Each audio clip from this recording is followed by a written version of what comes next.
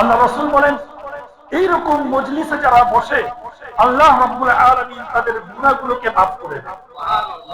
কেমন মজলিস?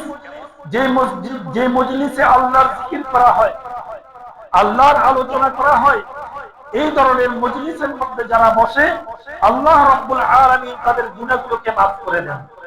গুনাহ মাফ করে দিয়ে এখানে শেষ নয়, আল্লাহ রাসূল বলেন ইউবাদদিলুহুম সাইয়্যাতিহিম হাসানাত। আল্লাহ রাব্বুল আলামিন গুনাহগুলোকে মাফ করে সেই গুনাহগুলোকে নেকি দ্বারা পরিবর্তন করে দেন। সুবহানাল্লাহ। আমরা শুধু এখানে বসে না আছি, ঠিক না? আমাদের কোনো কষ্ট তো হচ্ছে না, মুখে কিছু পড়ছিও না, শুধু আল্লাহকে খুশি করার জন্য কিছু দ্বীনি কথাবার্তা শুনছি। আল্লাহর জিকির হচ্ছে, এখানে আল্লাহর কথা রাসূলের কথা আলোচনা করা হচ্ছে। এই মজলিসের মধ্যে বসার কারণে আল্লাহ রাব্বুল আলামিন আমাদের গুনাহগুলোকে নেকি দ্বারা পরিবর্তন করে দিচ্ছেন। এই সুযোগ আর কোন উম্মতকে আল্লাহ রাব্বুল আলামিন দেন নাই, শুধু আমাদেরকে দিয়েছেন।